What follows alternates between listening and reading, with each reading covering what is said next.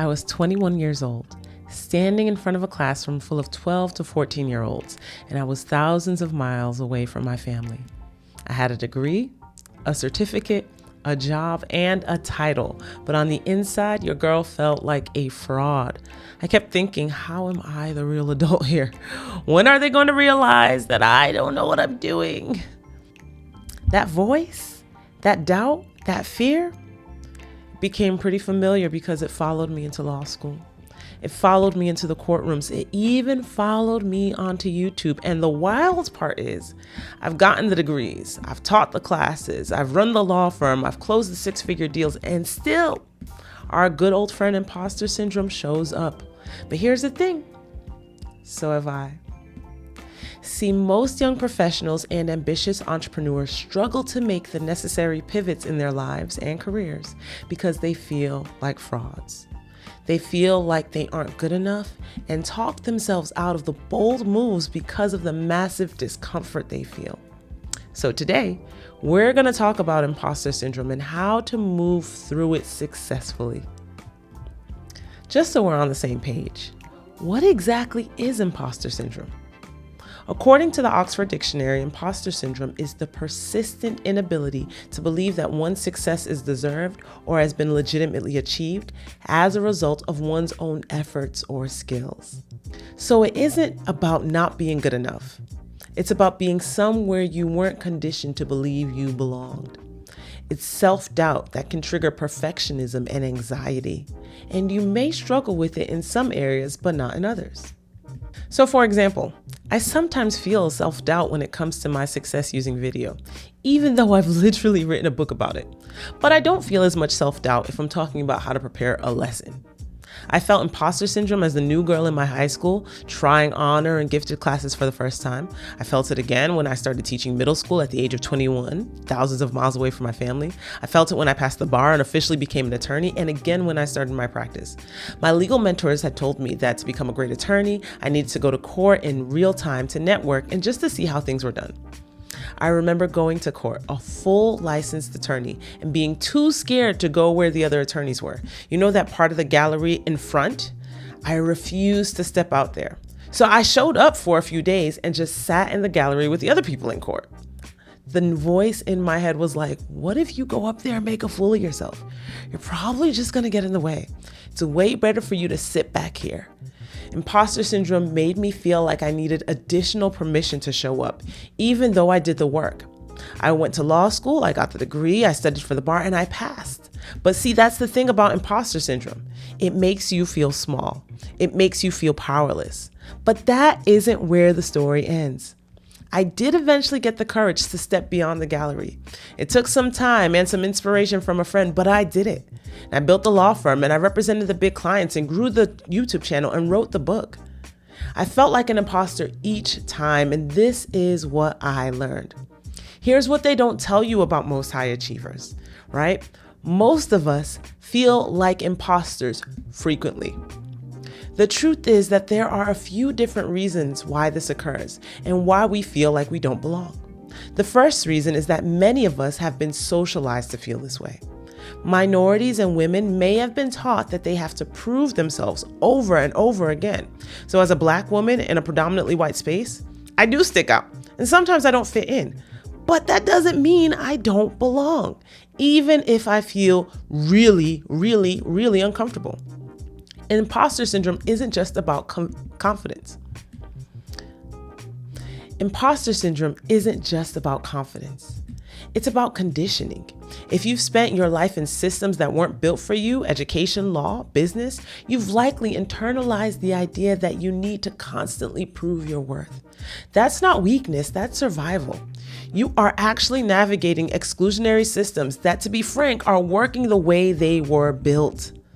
But the second reason you might feel imposter syndrome is that you are actually in an unfamiliar or unknown space.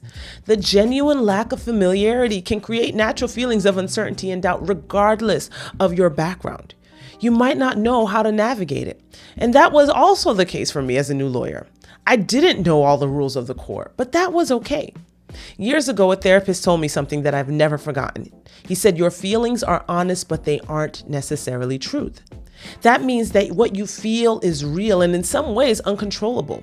But what you felt, what you feel, doesn't necessarily determine what you do and what you will do. And this is good. In fact, this is gold because you can leverage what you feel to get information and inspiration. I want to share with you my 3 strategies I have for navigating imposter syndrome when it shows up. The first thing I do is I reframe it. As I've gotten older and worked with other high-achieving professionals, I realize that imposter syndrome comes with information that I'm stretching. It shows that we are choosing to step outside of our comfort zones, and that is to be celebrated, friend. So we can say that this feeling of nervousness just shows that we are making decisions to grow, because we don't grow and achieve awesome things by staying in our comfort zones. The second thing I do is I find accountability. Now, this might take different forms. For my newbie lawyer story, the accountability came in the shape of telling my friend. See, my friend was a white male who was licensed a few months after me, and his father was actually an attorney. So we were both trying to grow our practices and both given the advice to show up in court. But he was more familiar with certain legal systems and certain legal environments. We both agreed that we would meet up in court. When he showed up and I saw him moving with confidence, I was like, I can do this too. Plus, we're here for the same reason. Another reason accountability helps is that we make it public. We share it with someone we can trust. For me, sometimes that's my siblings or a few of my friends who I know will follow up with me. I create an external expectation. Now, this step isn't always comfortable, but it makes a huge difference. The last strategy for me, the third and final one, is that I stop waiting to stop feeling afraid. I fully anticipate and know that the nervousness and awkwardness that comes with doing something new will show up. And I really want to emphasize this. Friend, I want you to show yourself grace. It is okay to not be perfect and to not know everything. It doesn't mean that you will fail. It doesn't mean that you don't belong. It means that you are new, and you have to be new before you become great. So do it afraid. Imposter syndrome doesn't have to stop you. If I let it stop me, I wouldn't be sharing this video with you right now. I would let that voice that says, Tammy, who are you to tell people how to show up in the world, win. I'd never hit record on that first video, that second video, or this video. I never would have published my book. Listen, if you are serious about doing legendary work and you're ready to be seen for who you truly are, not what you produce, I want to invite you to step beyond the imposter syndrome. I want you to embrace the fear and just know, hey, I'm going to feel awkward. I'm going to feel afraid. And I want you to know that you can still do it. I want you to remember those 3 things. I want you to first remember that the nervousness that you feel is a sign that you are stretching and you're choosing to grow.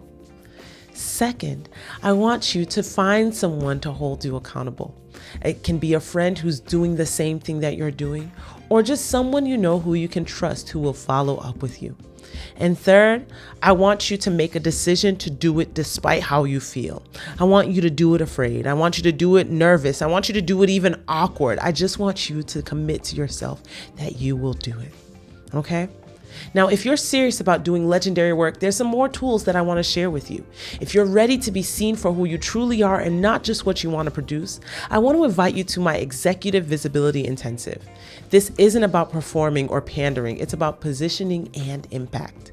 This event is for high potential, high capacity people who are ready to lead with presence, amplify their influence, and own their space in the rooms that matter most. I want you to use the link in the description box to secure your seat. Listen, feeling like a fraud doesn't mean that you're failing. It means that you are expanding. Trust me, I've seen it in my own lives and in the lives of professionals I've encountered on this journey who do phenomenal things. So if this video resonated with you, I want you to drop a comment and let me know which part hit home the most. I read every single one. Till next time, bye. Hey friend, thanks for watching. If you loved this video, I'm sure you're gonna love the next one. But before you go, don't forget to like, subscribe, and turn on your notifications. Then watch this next video to keep making legacy moves. Enjoy!